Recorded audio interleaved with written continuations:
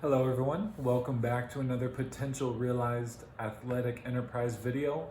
What we're starting for you guys today is a three-part series on back. Back pain is something that plagues a lot of us. I have suffered with back pain ever since I was very young actually. I got into a car accident and injured my lower back when I was, I think 11 or 12, somewhere around there. And it really changed my entire life. So I understand the significance of back pain and the struggles associated with it. So we have three parts. First part is going to be a couple of do's and don'ts for your back pain.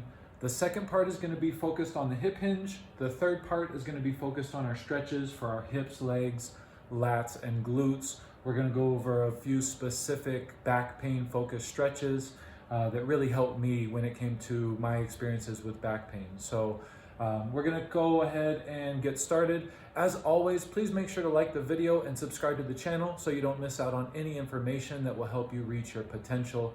And now let's dig into a couple of do's and don'ts when it comes to handling our back pain. What we want to focus on now is a couple of things we want to avoid when it comes to handling or addressing our lower back pain and its symptoms. The very first thing is extremely important. Do not foam roll or stretch your lower back. Now, in my experience with back pain, the low back is the source of the pain. However, it's improper movement pattern and imbalances within your structure that causes your back to slip or bulge a disc or whatever the back issue it is that you're experiencing. It comes from repeated improper movement or imbalances in your structural body. So we don't want to necessarily dig down and stretch the low back. We don't want to put our foam roller on our lower back and roll back and forth. These are things that are more than likely just going to aggravate the situation. So we want to make sure that we avoid foam rolling or stretching or manipulating our lower back while we experience pain. Number two, do not simply take pain medication and ignore what's causing the back pain.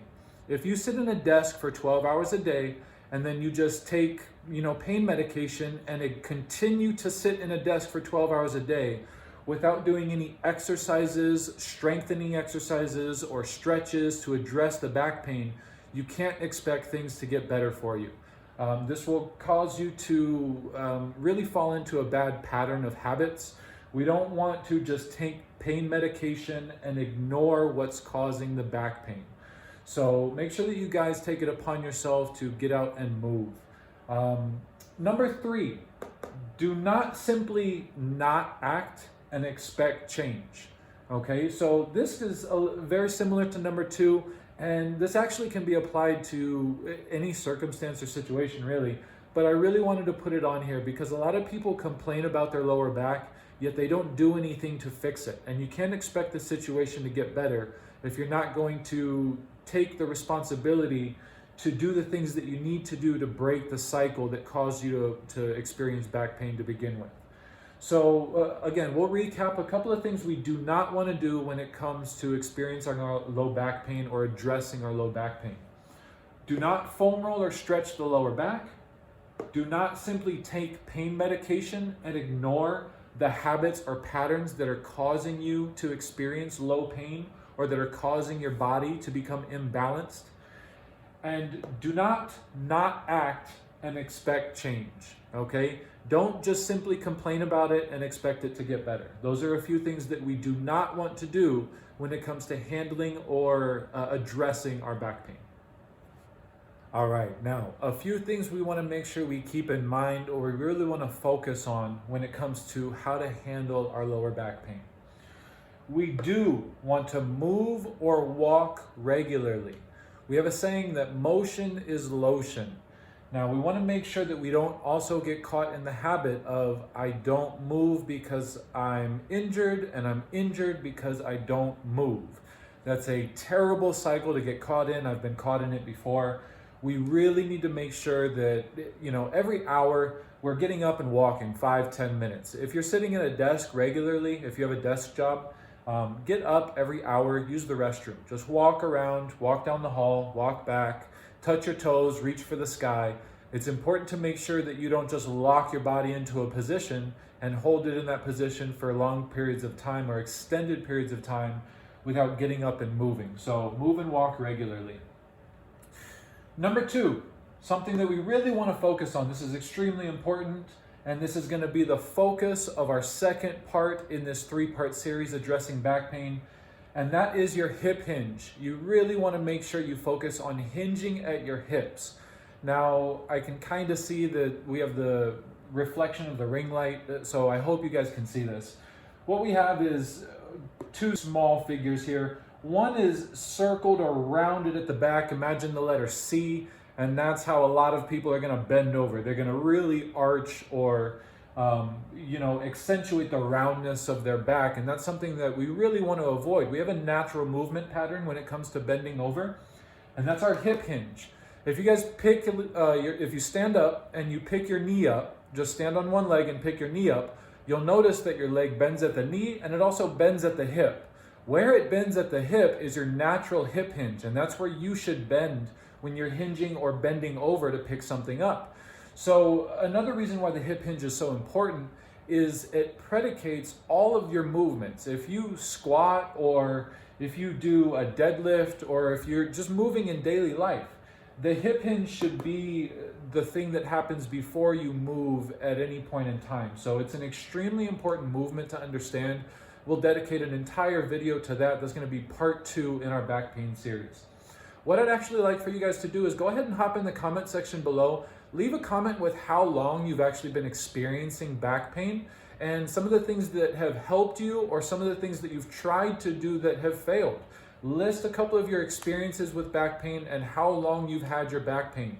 Remember, this is a community, so maybe you can list something that somebody else should avoid, or maybe you can give somebody else a recommendation that they haven't thought of that'll push them in the right direction. So go ahead and hop in the comment section below and help each other out.